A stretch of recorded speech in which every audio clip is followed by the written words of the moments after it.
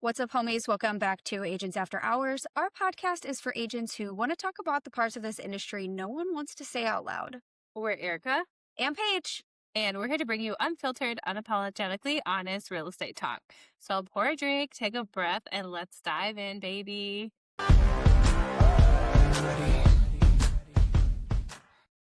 So today's episode, we are joined with Luttrull, the 2026 Chair of Indiana Association of Realtors, and also the President of Schuler, Bauer Real Estate Services. Hey, everybody.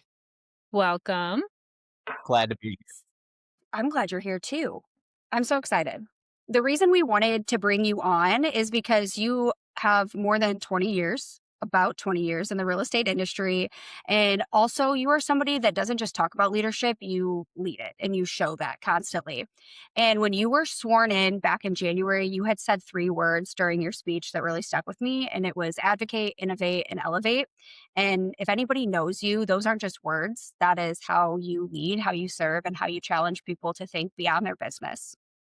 Thank you very much. Yeah. Over the years, Aaron has spoken a lot about the importance of engagement, not just showing up, but actually participating, leaning in, and leading, whether or not you ever plan to hold a title. That mindset shows up everywhere from the boardroom to everyday conversations. I had originally met Aaron through some incredible people through my Indiana Leadership Academy class. And over time, you have become someone I genuinely respect and that I trust when I need to talk through the tricky gray area stuff that comes up with real estate. I have used you quite a few times and I greatly appreciate it. You're also pretty thoughtful and honest, and you love public speaking and your arms. We had cute little bracelets that said what did it say? Oh my gosh, I wish I had it in front of me. It was Hashtag I shaved my arms for this. Amen. And also you're bald and bearded, and I trust the look because so is my husband. So Shout out, Brandon. yeah, so we're super excited to have you here. Super excited to be here.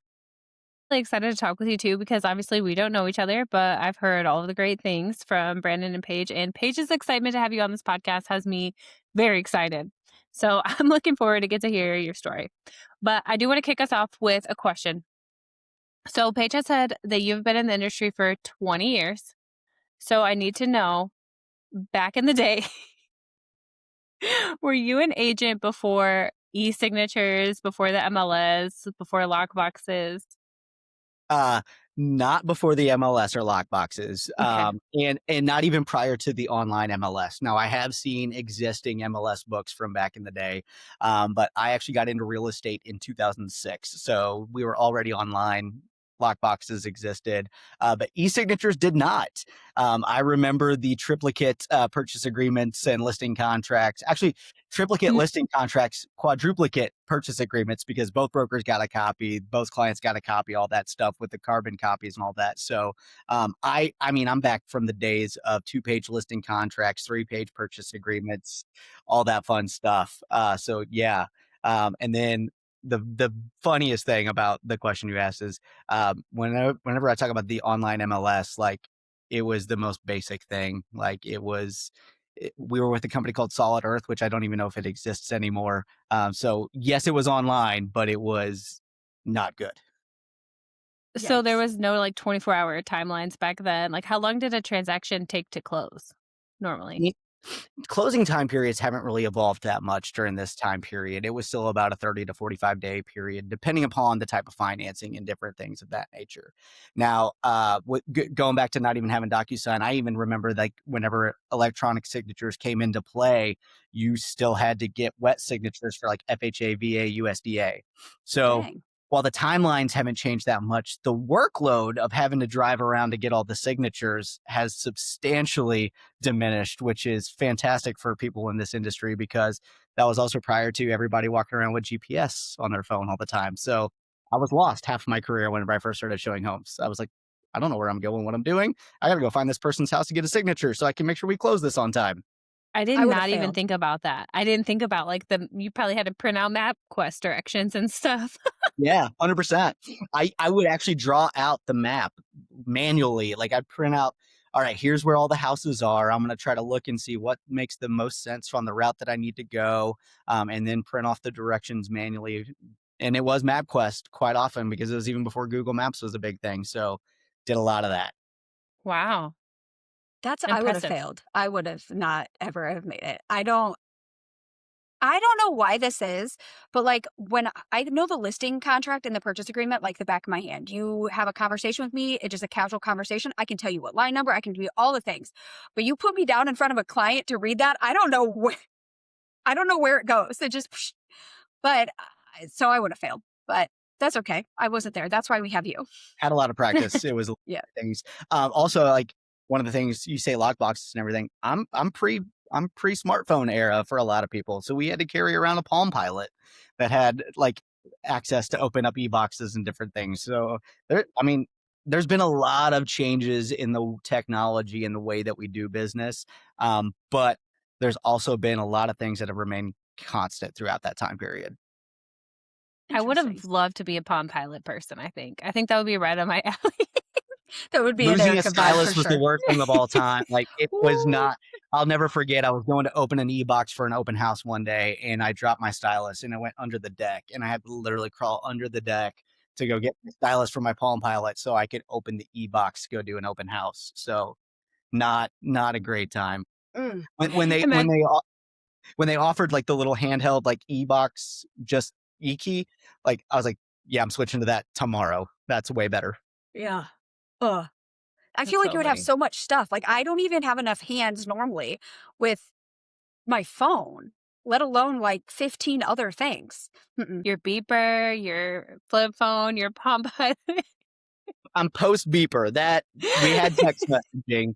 It was Oh all man. SMS, but I mean, I was out there with my Motorola Razor and my Palm Pilot. T9 having to click the same button Yeah, 15. Oh all my of it. gosh. Yeah. Mm. I would love to do T9 for like just a day, just enough to like, bring it back. That would be fun. I Mm. mean, yeah, I shouldn't be saying this on a podcast, but a lot of the texting that I do now is um, on the go, we'll say. Mhm. So I use voice to text more than Oh anything. yeah. So trying to go back to T9 is just not an option. I don't have time for that. That's funny. I would But for love the to try it. nostalgia, I mean, it would be cool just to send like a text, but that's One. me. Yeah. It would One. take you 2 minutes to send a 4-word text message, but yes, for nostalgia, we'll do it one time. One time, one time. Okay, so the other cool perspective that I think I have, like that I think you have, is that you were young. We've just talked about that. You were 19. What made you want to get into the industry to begin with? Oh, yeah. I love that you opened with "you were young," because that's no longer a thing. You're still But young. yeah. You're just not Erica young. No, not anymore. Not anymore. What made me interested in real estate, was actually because of the fact that I had kind of a crisis of conscience at that point in time because I went through high school and like I loved chemistry and I was really good at it. And I had grown up kind of thinking that I wanted to own my own business. So with those two things combined, I'm like, why not be a pharmacist? Makes sense. It's chemistry, it's owning a business. You can do these things. I can run my own franchise or retail shop or anything else. So I actually went to Purdue for a year to study pharmacology. And in one semester, I went two different paths. I was like, I could either be like a pharmacist in the retail space, or I might be interested in getting into research. And between those two classes, two different orientations, I had about 13 different presentations that were nearly identical about what you do in the either the research space or in the pharmacy space. And if you knew anything about me, Paige knows this. Monotony is not something that I am interested in whatsoever. That's why I wanted to own my own business and everything else. So kind of got to a point where I was like, okay, this is really just not for me. So I decided to move home from Purdue, take a semester off school, try to figure out what I wanted to do. And one of my really good friends from high school called me one day and said, "Hey, my mom is looking for somebody to answer the phones at her real estate brokerage." She had a small brokerage of about 13 people at the time. And he's like, "Would you be interested?" And I was like, "Absolutely. I'm always open to anything like that." So did an interview with her. We had a conversation. I started working for her. My job was literally answering the phones, inputting listings, just really basic kind of stuff. After about 3 months, maybe not even 3 months, I can't remember. I walked in one day and she was like, "Hey, I need you to come into my office and have a conversation." And I was like, "Oh, okay, sure. Have I done something wrong? Like, am I in trouble?" And she's like, "No, you haven't done anything wrong. You're not in trouble, but I've got a problem." And I was like, "Okay, what's that?" And she goes, you've literally done everything that I can possibly ask of you without having a real estate license. And I can't give you anything else because you've taken care of all the tasks that I thought might take a year. You've done it in 3 months or whatever it was. So, would you be interested in getting a real estate license and working as my assistant and helping me with all the things that you can't do without a real estate license? I said, I mean, potentially, sure. Let's talk about it. So, this is back in the day where it's 54 hours, not the 90 hours you have to do now. There was no online option. You had to be in Mm. the classroom. So it was 2 nights a week, like 3 hours a night. And she's like, I will go ahead and I will cover the cost of you getting your real estate license if you commit to working for me for 2 years. And I was like, sounds great. So got into it, started working for her, and just fell in love with everything about the process. And I was on the admin side, and it Mhm. was it was a chance for me to kind of flex my green. Paige knows what I'm talking about. Build out processes, build out systems, create marketing pieces, help with all of those things. While I decided to also get a degree in finance, just to make sure that I had something to fall back on because I didn't know what was going to happen or anything else. And this was 2006, 2007. And then I made it through 2008 and nine with all the craziness, and I was like, you know what? For sure, this is what I love. I love helping people. I love the opportunity to educate people. So I'm going to stick with this and make this my career. And here I am 20 years later. 20 years later. I love that you liked the paperwork side of things because when I used to tell people that, they'd be like, "You're such a weirdo." Especially in like the apartment industry when I worked there, I was like, "Oh, give me all the paperwork." I would love, and I love that side of real estate as well too. Actually, more so than the selling part of it. So, okay, so you worked as an assistant for a little while. Is that kind of how you built your business? Because nobody at 19, at least nowadays, is buying a house. So how'd you navigate that and build a book of business? Well, I grew up in rural Gibson County, so there were a lot more people who were at 19 to 22 buying houses. So Makes sense. it helped out a little bit. Also, like I said, this was going through the time where um, we had just come out of the great housing recession. So as I'm going to school, going to college, like I already have a real estate license. So I talk to everybody, like, hey, if you know Yeah. anybody's thinking about making a move, like I work on a team. Like I wasn't selling when I was in college. It was I've got people that can help you out. We can do this. So I was developing my own database and also working with my team to help people do those things. Hmm. Going to open houses. And I can tell you right now, when you're 19, 20 years old in an open house, people, and I had hair at the time. I didn't have a beard, baby face. They're like grilling me, like, "Hey, you don't know what you're talking about, all these different things." But I just continued to develop, my knowledge and skill, and keep doing that stuff, so that when I was ready to start selling, I had that experience to fall back on. The other thing I would say is to build that book of business. Like we were going through the process of the first time home buyer tax credits and everything else going on. And this was kind of like the heyday of social media coming into existence. Hmm. So as a 19, 20-year-old guy, me and my buddy whose mom I work for, we decided, hey, we're going to lean into this to be the people that start putting out information online about Yeah. how you can buy a house, how you can do these things. Like nobody else is doing it. All these people think, oh, social media is just for young people. Like, how do we use this to our advantage? The more and more I talk to you, the more and more like I just realize how much in common that we have and like invisible strings. Like Riley is getting licensed and he's not going to sell houses through college. But what you just said gave me an idea for him when he does get his real estate license next year. And then also the social media aspect of it. Because when we opened Brickville, no one was really big in social media here. Obviously, it was out there. I mean, it had been years past, but like in our area, it wasn't like obnoxious. So when I started, I just shoved it down everybody's throat because that's me. So that's pretty cool. I love that. That's So, actually how I found Brick Built. But continue. right. Yeah. What were some lessons you learned early on that shaped how you operate your career now? Oh man, I would say that more than anything, and I tell people this all the time, the best education and all of the lessons that I learned throughout my entire career has been being in the office around other people. So I leaned in pretty heavily at a very young age into a lot of the education around, like, a lot of people hate continuing education because like I just have to do it. And I'm like, I'm going to get to continuing education and try to find the topics that I can utilize to build my business. And I'm going to listen to other people in the office to see what they're doing, how they're doing it, to determine if that's something I should be doing or sometimes maybe what I shouldn't be doing. So I would say the biggest lesson I learned along the way is that even though, like I said, the transaction itself hasn't changed that much, the way we operate has changed tremendously. So the first lesson I learned was just because this is how we've always done it doesn't necessarily mean that's what's always going to work best. And Absolutely. having that innovative mindset and being open to listening to what other people are doing successfully and adapting what works well with my personality will continue to be what I do throughout my entire career. And that has really been the guiding principle of everything I do throughout my entire career. I love that. I'm not a genius. I'm not the smartest person in the room. There are others out there who have done it better, bigger, badder than I have.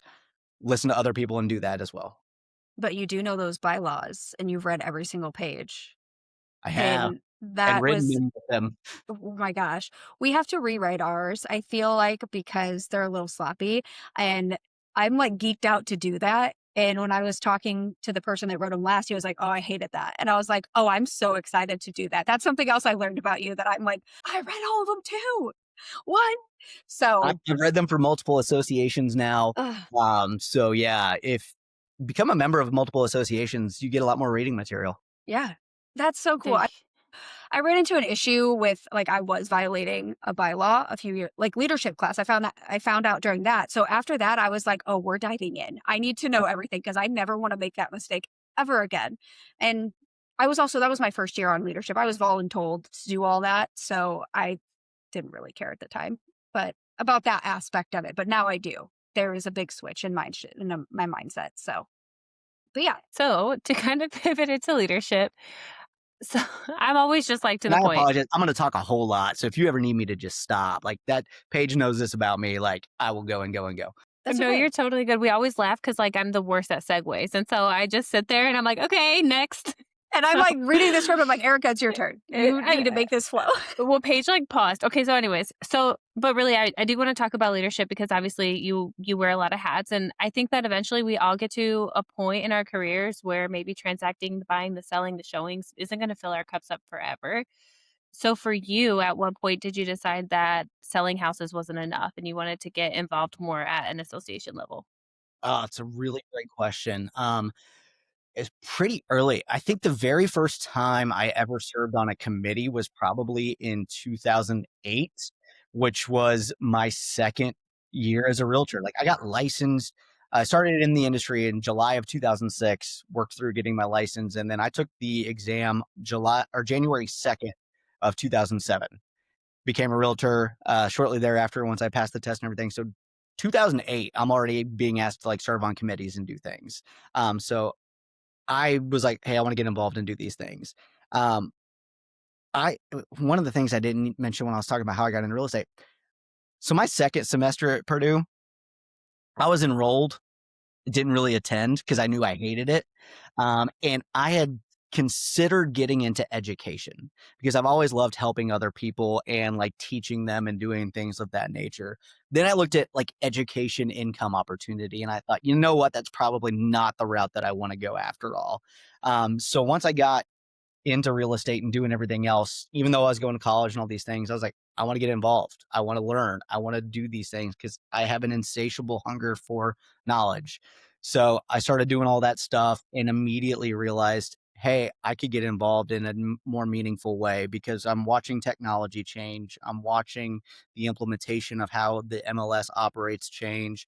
I would rather be somebody, after watching Hamilton a million times now, I'd rather be somebody who's in the room where it happens as opposed to be the person who gets told how to do things on the back end. So, um, I chaired my first committee in 2011 or 12 for a local association, and then, um, got into Leadership Academy in 2014, right after my wife and I got married. Um, Graduated in 15. And from that point forward, I've served in a volunteer leadership position at the local, state, or national level on board of directors, on executive committees, national committees, national board of directors, those things.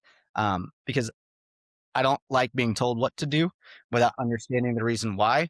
And so I was like, I'm gonna get in the room and I'm gonna figure it out. And I'm gonna influence how other people do things. When's your birthday again? January 8th. Okay. Like just had it a month Just ago. yeah, that's right. Makes sense. Okay. I'm also a horoscope nerd, so I just needed to know that. Makes Okay, sense. so Fitting. I'm glad you brought that. Like everybody says, "Oh, you're a Capricorn." It makes sense, and I'm like, I don't know what that means.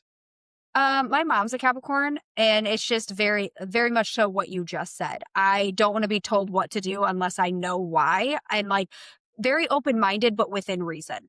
Like you have to, like, I will be open minded if you can prove to me, like, I need to be open, not like that I need to be, but like that I'm wrong or that I need to be mindful of a different perspective or something along those lines. That's being raised by a Capricorn makes total sense. Well, and that's also influenced a lot of the ways I've run committee meetings and different things. Because I tell people all the time, like, if I'm a committee chair, like, you're forced to speak in my committees. Yeah. And you better be able to defend your position because as a chair of a committee, it's not my responsibility to make a decision or make a vote. I'm here to present the information and make sure we vet it thoroughly and debate it appropriately. So you could come to my committee meetings and you could agree with me 100% on what my thoughts are and articulate why you think that's the right thing. But you better be ready for me to advocate against your point so that we can fully understand and make sure we're not missing anything that could be a potential issue with that. And Yeah. I think that's what informed me on getting more involved in saying, hey, I want to take on these positions and do these things because you can't understand the necessity behind the rules unless you're fully debating and arguing against them. Interesting. I love that. Very much. So for agents like myself, I feel like I haven't really found my voice 100% yet, but I have thought about serving on different things thanks to Paige. So, like, knowing that, what would you tell an agent who's in that position that's like thinking about getting like, what should we know? Um, do it is what I say everybody should know. Absolutely get involved. And the reason I say that, Paige was there at my installation, and I tell people all the time, myself included, our board of directors, there's not a single person in leadership anywhere that got to a position of being an influence in our industry without first being invited by someone else to get involved. And a lot of people, myself included, would say, well, who am I? Why should I do this? Like, I'm just a real estate agent. The truth of the matter is, getting more involved and going and serving on committees and everything else is one of the things that has influenced my career most positively because it exposes you to so many different viewpoints. It exposes you to other brokerages that may have different perspectives on things than what you get with your own broker all the time. It helps you develop relationships with other people in the industry that you may never have sought out previously. And I tell people, like, I know that whenever I go to a networking event with real estate professionals, there are other people like, why are you doing this? They're just real estate agents. You're not going to sell any houses by being there. I disagree. COVID was the primary example of why I disagree with this. There were multiple times when I represented buyers who were one of 5 to 10 offers on a property that we got the initial opportunity to continue negotiations because of the relationship that I had with the agent who had the listing, even if we didn't have the best offer to begin with. So developing those relationships, learning how people work and everything else, that's one of the big reasons why I say go get involved and learn these things because it makes you better for the industry, for your clients, and it just makes it makes it better for your business. And on that point, like the referrals that can come from, like, I've sent to your own sister, like, I've sent referrals that way. I've sent some to Kish. Like, there's just so many people that I know that that's not my area that I serve. So these relationships that I've built on a state level, they also in turn can be profitable and Yeah, you will sell houses. absolutely. And the other thing is the more involved you become, the more you understand things, the more second nature taking care of your business becomes. Like, people tell me all the time, like, man, you just know this stuff cold. Like, how do you know all these things? And I'm like, I don't have to think about it anymore. So then when something does change in the industry, it's a minor adjustment to something that I'm doing as opposed to, oh my gosh, this is a whole new process that now I need to understand. And so I think that's another big benefit of getting involved and joining committees and doing different things is to make your life easier. It's counterintuitive. I have this commitment. There's more time I have to give up, but it's helped me build more business, be more profitable, and honestly be more efficient in the long run. I did our local board had a leadership academy this year that I did, which was really cool. And I told Paige at first I was really nervous because some of the agents there are like really big producing agents, and I was really scared. But like doing the disc and stuff, it's funny because one of them is like one of a top producer in our area, and our disc dot was like literally on the same spot, and I was like, oh, we're like the same person. That could be me in 50, 60 years. I don't know. But it did make me feel more comfortable. 50, 60 years. How young are you, Erica? She's in her 30s. She's not much younger than me. I just Have turned you ever done a 33. disc assessment, Aaron? I have. It's been a long, long time. Are you a D? I'm an I. DC. Are you? Yeah. I would have never guessed that. I would have said like D and C over there. Competitive and direct. I can operate as a DNC, but Yeah. I live in I. I'm a That's green. wild. I'm a high green. I'm super analytical. Yeah. But that's also Yeah. influence too. So Well, that's crazy. That's okay. I would have just never guessed that. nobody does. I do want to ask one question. Sorry, Erica, because I want to play on it. When you said when you're in the committee meeting, that person better be ready to argue their point. For me, like I can feel so confident in something, and when someone starts questioning me, I start second guessing myself. How do you like? I hate the word, but I'm gonna say it. Coddle agents like that. That's a great question. And when I say that I'm going to challenge you on something, it doesn't necessarily mean that I'm going to tell you you're wrong. Right. It's more like, hey, have you considered this? And why doesn't this work? And things of that nature. And um, I had to learn over time that the way that I kind of helped agents not cave on stuff like that was I gave them a heads up that no matter what their position was, they needed to be ready to defend it before we started in the committee. So like Yeah. the first time I did it, like I could tell immediately, like somebody was getting frustrated because they like had a point. I was like, well, why do you feel this way? And they're like, what do you mean why I feel this way? But hold on. Okay. Sorry. I want everybody to understand whether I agree with you or not. I'm going to argue to Yeah. help you try to defend your point to make sure that we're thinking everything through. So Yeah. don't think that I'm attacking you because you're not going to know if I agree with you or not. I'm never going to tell you. And so once I Totally started agree. understanding like that's how you have to preface the entire conversation, Yeah. it got a lot easier for people to then be able to come in and say, okay, I know he's going to do this because I'd start the first committee meeting of the year saying, this is how I run a committee. This is how we're going to do things. If I'm arguing against you, it's not because I'm attacking your position because I agree with or I disagree with it. I just want to make sure that we all have an opportunity to think thoroughly through the problem at hand It That goes because makes back sense. it can be intimidating to people if they're not prepared for it. Absolutely. big time, but that goes back to what we had talked about before about like responding with facts. And I think that like it gives you an opportunity to do research and come up with your own opinion, because I just think about myself being like new or not comfortable in that position. I might just be like, okay, or like if didn't know that and you're forcing me to speak, I'm gonna completely shut down and probably run out of the room. But like I'm not like that in real life. Right. Yeah. And that's why it's like, hey, I want you to know that this is going to happen. Like, Hmm. and it got to a point, and the, most of the time, the committees I'm running for those types of things, like it's like bylaws, policy and bylaws committee. Like, we need to be able to have thoughtful discussion on stuff like this.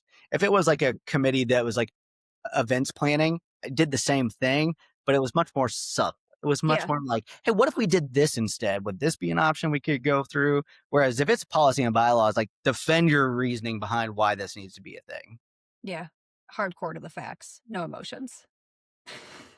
So what do you guys actually do on a board? Like, what are your responsibilities? I'm so new to it.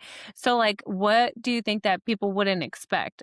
Because we're talking about boards and committees, and I'm sure there's other agents out there like me. They're like, what are you guys doing there? Like, it's just a Yeah, secret meeting. Like, what's going on?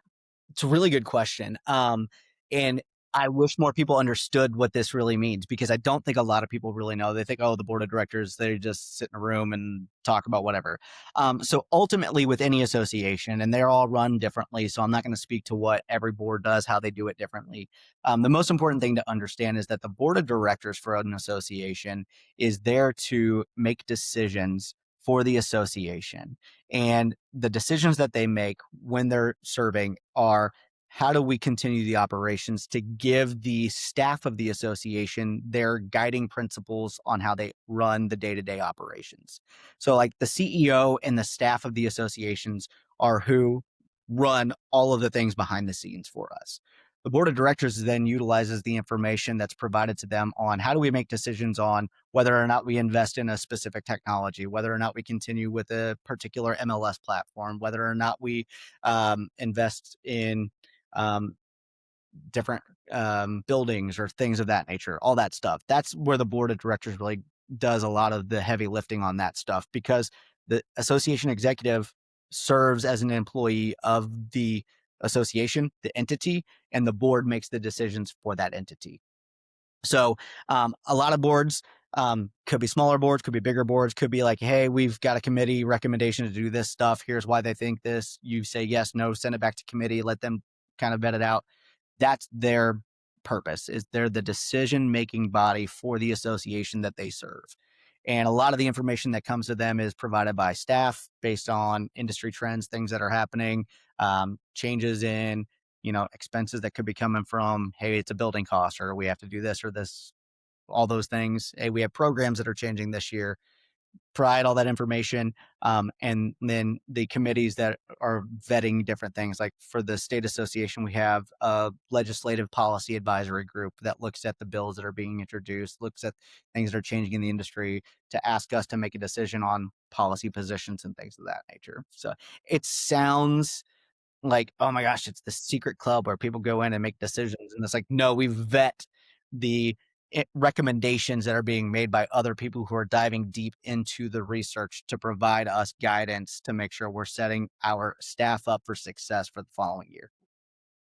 Am I understanding right that like you guys are kind of like the spokesperson for the actual association, kind of like of realtors, or no? So I wouldn't really say that they're the spokesperson per se, but they have the voice of the association. Okay. So typically anybody who serves on any board, like, your job is not to speak on behalf of the association. Typically, it will be the association executive and maybe the board chair or president who are allowed to speak with the voice of the association.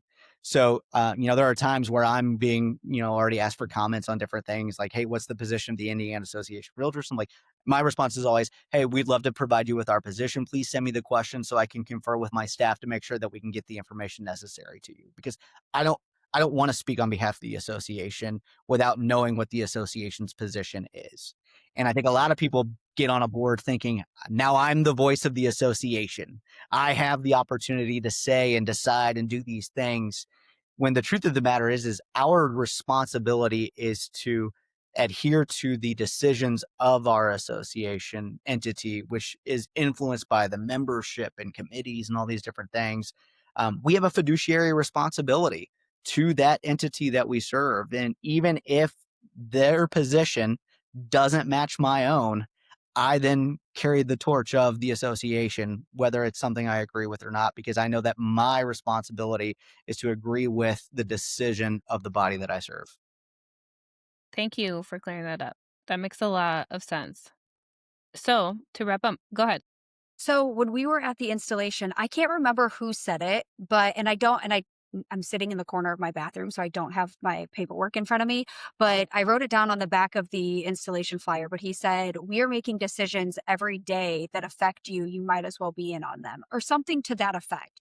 And I heard that and I was like, that spoke volume to me. Like, and I shared that at my Monday morning briefing with all my agents. Like, that's so important. Like every day we're making decisions that could affect you. And you really should be in or be paying attention, at least if you're not sitting on the actual board. Yeah, that was one of our legislators that said that during the briefing. I can't remember if it was Representative Miller. um, or Novak, but it was one of those two gentlemen that said that, and it's something I agree with 100%. And I'm not going to tie it specifically to politics, which is what they were kind of talking about, Yes, but I'm going to absolutely. but I'm going to tie that to the association because ultimately people want to make sure their voice is heard. But the unfortunate truth is they don't do that until a decision is made, Mhm. and they don't let their voice be heard to influence the discussion. They just let their uh, feelings about the decision be made, whether positive or negative, without having the opportunity to try to make sure that their voice is heard to influence the decision.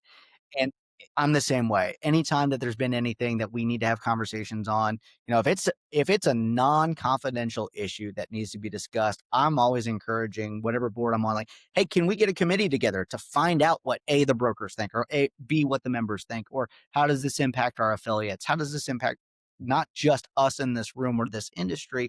How does this impact the other people that are tied to us that we don't know what that feeling or thought is? So I'm very much of the opinion that I've always wanted to make my voice heard. That's why I wanted to get in the room. That's why I wanted to serve. Even if I wasn't, I still make my voice heard as possible. Well, I was actually thinking about what you guys are saying because I think that the way that my personality is, I would be in alignment to serving on something because I do have like strong feelings and opinions and I have a voice. I just I guess I would have to get comfortable being in the room because that would be newer to me. But it is very like encouraging. So I'm was kind of thinking about that. That's why Eric, my I'm face went blank. Eric, I'm going to say something to you right now that you are not going to believe at all when I say this, and I promise you. Um, all through high school, I was a very shy person. No one knew my opinion. No one knew my thoughts. I was terrified of public speaking, like wasn't going to happen.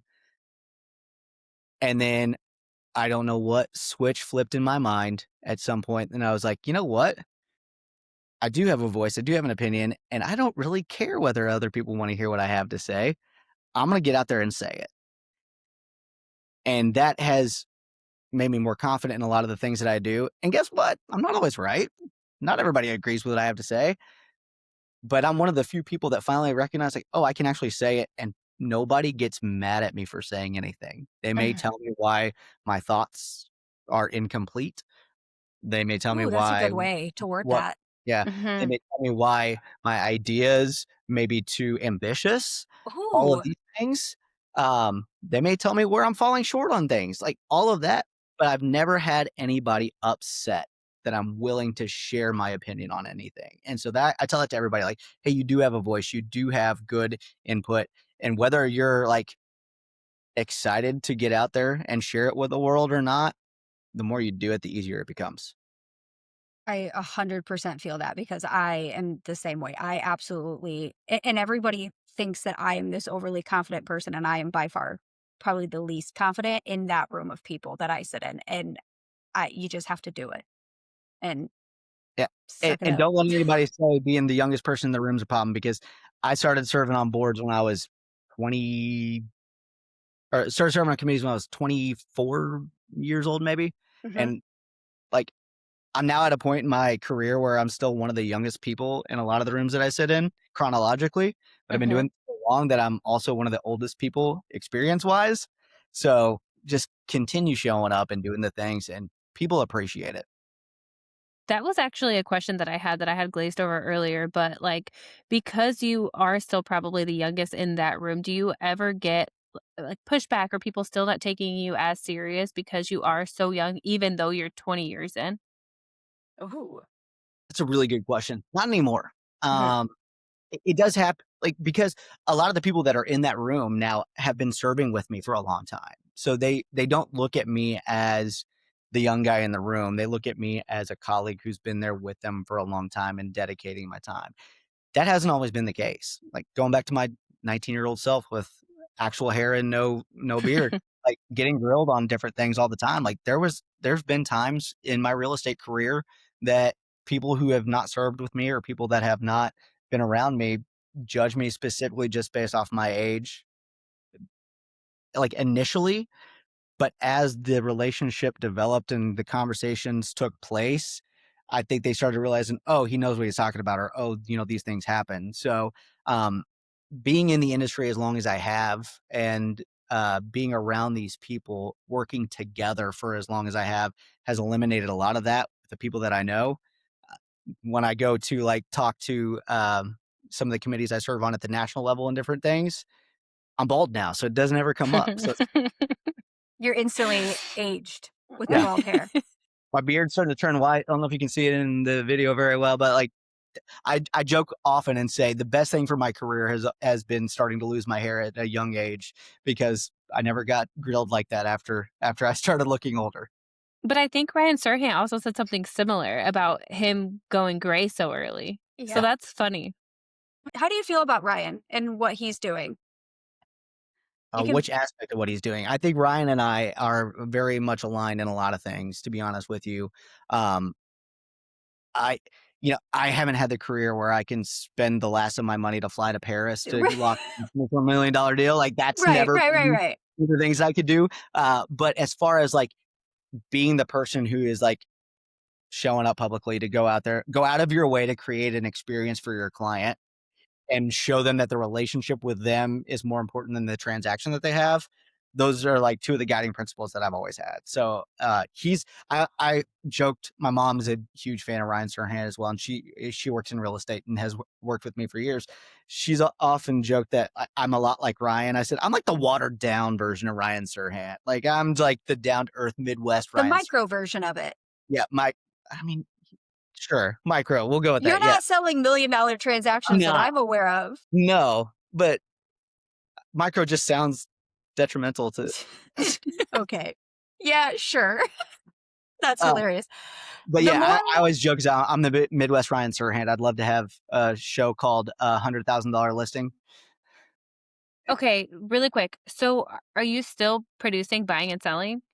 Not much. I Okay. did a little bit last year.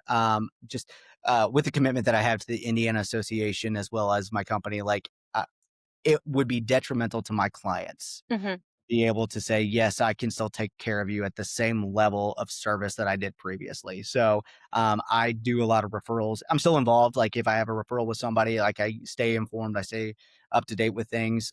Got a text message today from a past client who needs a market analysis on a property for a relative who's passed away. Like, I'm still involved, but it's difficult to give the level of attention that they need at this point in time. And I don't want to do a disservice to my clients. That makes sense. so I told you in DC, like, I would really love for you to meet my son, my oldest. Like, I think that you could light a fire under his ass. And I'm actually going to make him listen to this episode because I think that this will also light a fire under his ass. And just, I think you guys are so much alike. And I told you that in DC.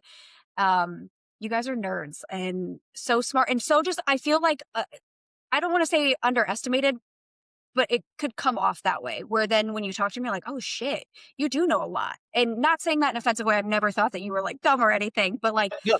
No just offense taken. you're so well spoken and you carry yourself so well. And it's crazy that that has not been natural for you because I would have never guessed that. So, Yeah. mad It's fun. respect. I appreciate that. I started to chuckle a little bit because when you said you're so well spoken and everything, I was like, so my younger sister, Alyssa, is in Leadership Academy right now. And I had the opportunity to go speak to them last Monday before the installation and everything else, just to kind of like say, hey, Yeah. really excited you're doing this, everything else. And she came up to me afterwards. She's like, it makes me so mad when you get up there and you do that. I go, what do you mean? She's like, somebody leaned over, like, hey, did he have a prepared speech? And I was like, I didn't prepare anything. I just stood up and started talking. She goes, it makes me so mad at how well spoken you are. So that was the little snicker that I had there. But that is through decades of practice. Everything that I do and say to this day, like, I tell people all the time, the reason I know how to respond to questions and everything else is, and I think this is a skill that's been lost, unfortunately, in our industry, is I practiced. We talk all the time about, how when I'm teaching people, like, when we look at professional athletes, everybody jokes and says they're paid all this money to play a game. And I'm like, no, they're not. They're paid all the money they're paid to be in the gym, to be eating right, to do all these things. The work that they do is the stuff that you never see. We are in the same boat a lot of times because when our money's on the line is when I'm sitting at a kitchen table across from a client. Is that the time where I really want to be practicing my listing presentation or my buyer consultation? Absolutely not. So I spent hours and years like listening to negotiating strategies and repeating those and reading through my presentations. And actually, even to this day, like I can get up and speak on a topic with absolutely no prep time whatsoever because I've worked on it for years and years and years. But when I have a speech that I'm preparing specifically for an event or anything else, I still sit down and I run it multiple times. I practice my inflection points. I practice my pauses. I want to make sure that I can make what I'm saying effective. And I have a tendency to talk fast. So I also want to make sure that I slow down where necessary, like because you can always improve. So ensuring that you're doing what's necessary off the court makes everything else seem so much better when you're on the court. Well, we just threw a whole podcast at you with zero preparation, and you're doing really good. Yeah, right. Thank you. You had no questions. I gave you nothing. Hey, I'm going to send you some questions to be ready. Great. Where are they? And Sorry. honestly, I said this before we started, and I absolutely mean it. I feel like I'm better off the cuff because I've done this for so long. Like I like to be surprised because it gives me that opportunity to flex that muscle. Because a lot of times I don't have these kind of conversations anymore. A lot of times it's, hey, I want you to give a speech or I want you to give a presentation. I'm like, great, I'd love to. I like flexing this muscle and practicing that skill. I had to. Okay. So, what you can share, what are some things that IER is working on that would probably surprise a lot of agents right now? Mm. Well, let's talk about advocate, innovate, elevate. Those three words that I utilize in my speech in my installation. Those weren't chosen at random. Those are the three core pillars of our strategic plan for the Indiana Association of Realtors. And what I will say is the Indiana Association does a phenomenal job of being very nimble and trying to stay innovative on a lot of the different things that we do. Um, Part of the reason we shrunk our board size 4 or 5 years ago now from 47 to 17 was to give us the ability to do those things. What people probably would be surprised about or may not understand is what we're trying to invest in technology to make things simpler for access to our resources. Mm. And what I mean by that is, like most people don't understand, like Indiana Association of Realtors forms. We have a library of over 120, 130 forms that really are all your listing contracts, buyer agency agreements, purchase agreements, everything you could think of. We have a form for that. And people think that that's just something that the state provides. And it's like, no, that's actually a member benefit that we provide to our members to make your life easier. So you're using a standardized form that you understand the terms of this. Because when we got 15 offers on a property in Indiana, it all came on the same form. I've got 3 offices in Kentucky, and they're in 2 separate MLSs that have 2 separate forms. So if you got somebody coming on the same property, they're overlapping jurisdictions, you could get 7 offers on one form, 8 offers on another form, and have to try to understand and figure all that out. So that's one of the things we're doing. So we're utilizing our technology to better give better access to the resources and better understanding of the benefits that we have, so people really know the things that we're doing. We have a phenomenal legal library that exists that answers questions for a million different contract and transaction scenarios. But if you go to our website to try to find it, it's not fantastic. So I'm like, hey, Mark, artificial intelligence exists. Why don't we start utilizing this technology to build out a chat bot like we just did for our data hub, where you Mhm. get a question and it recognizes documents that have already been prepared that already answer this question, that doesn't generate a response, but pulls up something that has been created and vetted by our attorneys that says, hey, does this answer your question? And if not, have your managing broker contact the legal hotline, things of that Yeah, nature. So we're continually investing in technologies to make the understanding of what we've already done previously more accessible to everyday agents. I love that. Can you talk on any of like the bills right now lightly? on what we're fighting for agents and homeownership on their behalf that they have probably no idea about? I mean, the Indiana Association advocates the second. I mean, number one, advocacy is the most important thing the Indiana Association of Realtors does. Mhm. And there's a lot of different things that we're kind of working on right now. The biggest thing that we're working on, and I can't remember if it's 1001 or what the House bill number is, but there's a bill that's going through right now that's trying to limit the overreach of government to help kind of reduce the costs of building a home.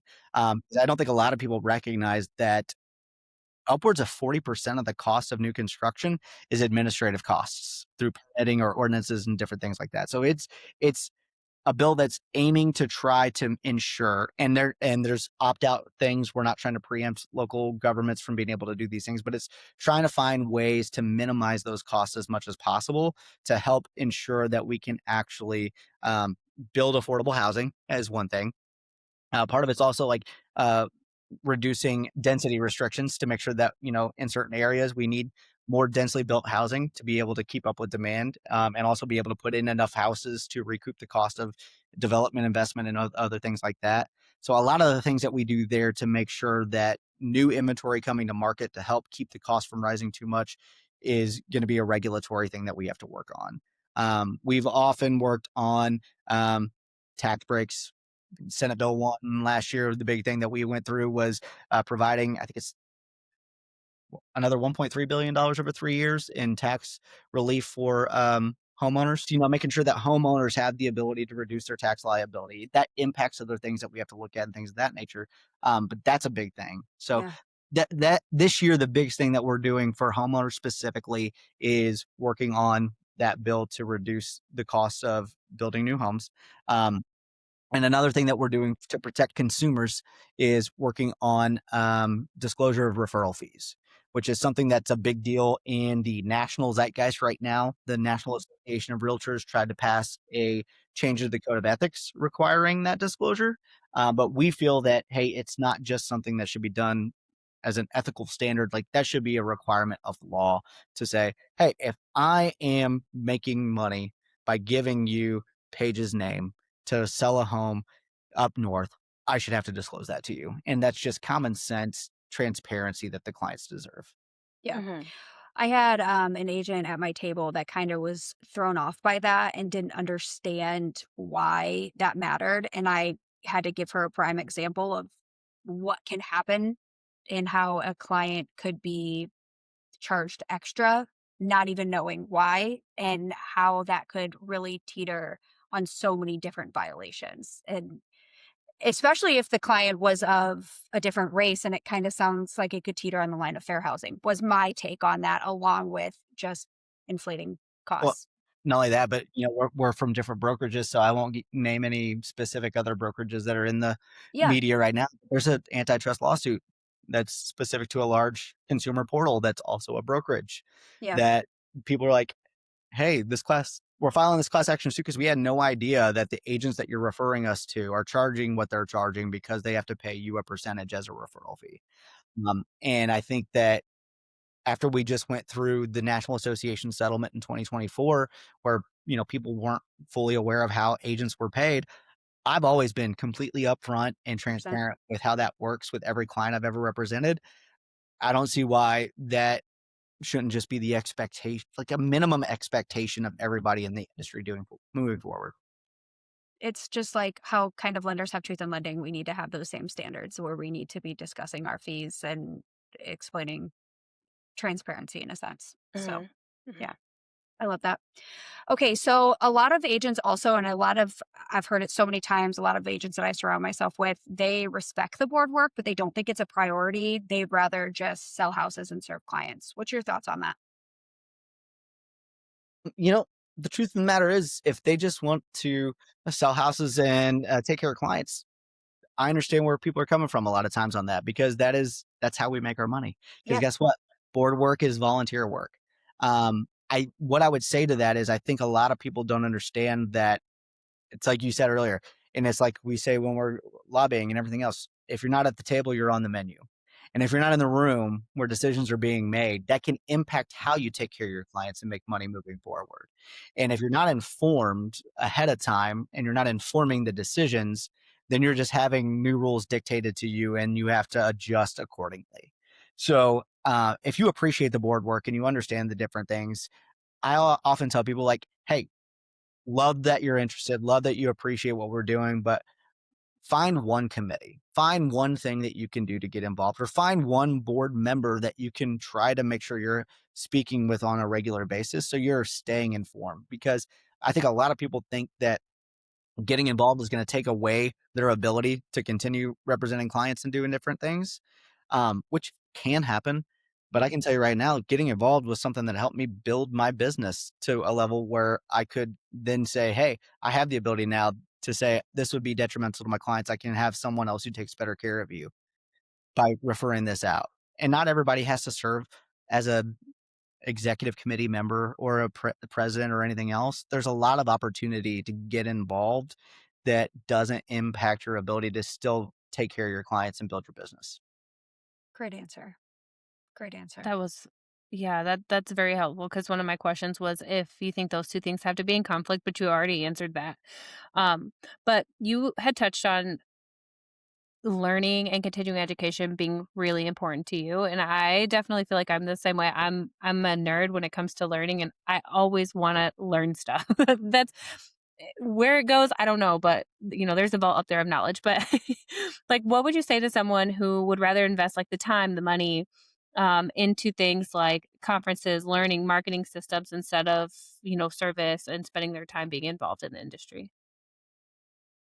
I would say don't make it mutually exclusive. Find ways to do both. I mean, there's a lot of conferences that I go to every year for the National Association of Realtors. Like every May June time period, we're going to the Realtor legislative meetings in Washington D.C. and there's a lot of education opportunities that are there. In addition to helping you understand like priority bills and legislative information. A lot of people are like, I don't care about politics. I don't want to do that. I'm like, I totally understand, but you still need to understand what is being discussed so you're adequately prepared for the eventuality of one of two things happening. And the more you're informed on those things and understand those things, no matter what the decision is, you're better set up to move forward in the world that's affected by the decision that's made, even if you don't want to take part in making that decision. You can get that education, get that conference, and do that stuff. And that's still investing in your business in a way that people don't take into consideration. The other one, NAR NXT, used to be Next or Fall Conference or anything else. That's all about, hey, this is our opportunity to see all of the different vendors in the industry that have science, technology, different things that you can utilize. And it's all about other education opportunities where you can learn about AI is the big thing everybody talks about right now. And don't even consider that. I already talked about it. You can also learn about like different marketing presentation strategies and stuff like that. So you can do both simultaneously. And if you're really in a position where you can only do one or the other, alternate years. Like Mhm.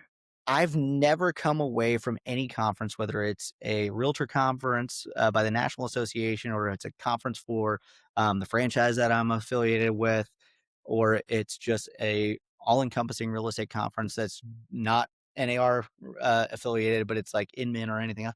I've never walked away from a conference and felt like, hey, this was a mistake. This was Mhm. a waste of my time. I didn't have some nugget that I can then implement in my personal business to make myself better at what I do. So 2023, I started going to all the conferences and I dove into all things that were kind of like more board work type things, leadership, government affairs, things like that. And I felt great. But then last year in DC, I dove more into like the business, like how, like better marketing, presentations, and things like that.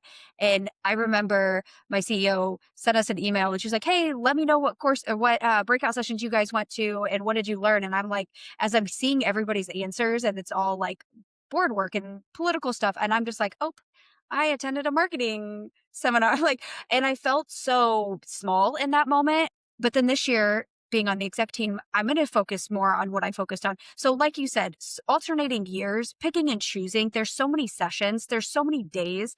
Go back and forth. Like, choose what feels right for you in that moment, that day. So, In every room that you're in, I can tell you this with absolute certainty. There's going to be somebody else in that room, no matter what the topic is, that can offer you something that has nothing to do with the discussion that's happening at the front of the room that's going to be beneficial later on in life too. Networking at all of these events is crucial, in my opinion, to being a more well-rounded, more educated agent as well. So a lot of times, like I'll tell people, I went to the T360 Summit in Frisco, Texas last April, May timeframe. I got more out of the networking opportunities. Not to say the content wasn't fantastic, but I got to meet a lot of different vendors and industry experts and different things that have helped shape some of the big decisions that I helped influence in my local association this year and things of that nature. I just love that. Okay, so I have one last question unless Erica has something for you. I'm Come good. on, Erica. No, I have a lot. I feel like I got a lot from this. I do too. I do too. Okay, so last question because we're already at an hour.